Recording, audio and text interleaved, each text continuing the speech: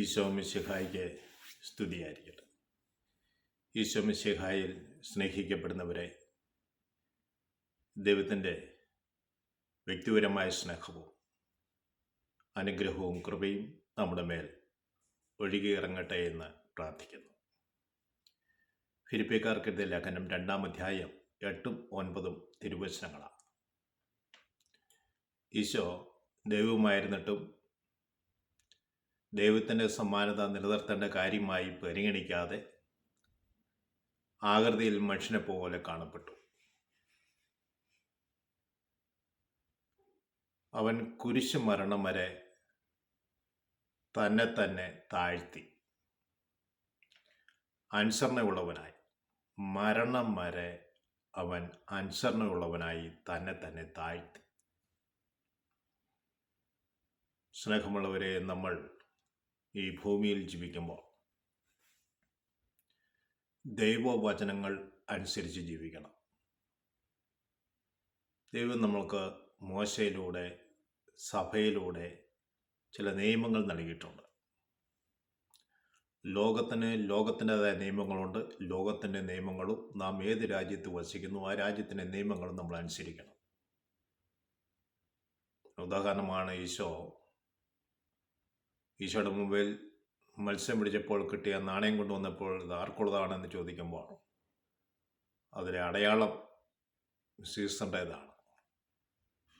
ഇവിടെ പറയുന്നത് ദൈവത്തിനുള്ളത് ദൈവത്തിനും സീസറിനുള്ളത് സീസറിനും എന്ന് പറഞ്ഞാൽ ദൈവത്തിൻ്റെ കാര്യങ്ങളും നാം അന്വേഷിക്കണം, ജീവിക്കണം. ഈ ലോകത്തിൻ്റെ നിയമങ്ങളും നമ്മൾ അനുസരിക്കണം. ഇപ്പോൾ ലോകത്തിൻ്റെ നിയമങ്ങൾ അനുസരിച്ച് ദൈവവിശ്വാസത്തിൽ ഉറച്ചു നിന്ന് മുന്നേറണം. അധികാരികൾക്ക് വിധേയപ്പെടുക, ജോലി ചെയ്യുന്ന സ്ഥലത്ത് വിധേയത്വമുണ്ടാവുക, മാതാപിതാക്കൾക്ക് വിധേയമുണ്ടാവുക, ദേവാലയത്തിൽ പുരോഹിതനെ വിധേയപ്പെട്ട് സംസാരിക്കുക, പെരുമാറുക. അപ്പോൾ നമ്മൾ ഏതെല്ലാം മേഖലയിൽ ചെല്ലുന്നുവോ നമ്മൾക്ക് ദൈവം നൽകിയിരിക്കുന്നതാണ് അധികാരികൾ. പാവമല്ലാത്ത ഏത് കാര്യങ്ങളും നമ്മൾ അനുസരിക്കുവാൻ തയ്യാറാകണം. യേശുവിൻ്റെ മനോഭാവം നമ്മളിൽ ഉടലെടുക്കുവാൻ വേണ്ടി പ്രത്യേകമായി പ്രാർത്ഥിക്കുക. ഇന്നേ ദിവസം അനുഗ്രഹമായി തീരട്ടെ എന്ന് പ്രാർത്ഥിക്കുന്നു. ലോകത്തിൽ ധാരാളം കാര്യങ്ങൾ നമ്മൾ കേൾക്കുന്നുണ്ട്. അതിലൂടെ ദൈവം എന്നോട് എന്താണ് ആവശ്യപ്പെടുന്നത് എന്നാണ് ചിന്തിക്കേണ്ടത്. നമ്മുടെ ഓരോ പ്രവൃത്തിയിലും ഈശോയെ കൊണ്ടുവരണം. എൻ്റെ സ്ഥാനത്ത് ഈശോ ആയിരുന്നെങ്കിൽ ഈശോ എന്ത് ചെയ്തേനെ? ആ ഒരു ചിന്ത നമ്മൾ ഭരിക്കട്ടെ. ഈശോ മാതാപിതാക്കന്മാർക്ക് വിധേയരായി ജീവിച്ചതുപോലെ ദൈവത്തിനും ജനത്തിനും പ്രീതികരമായി ജീവിച്ചതുപോലെ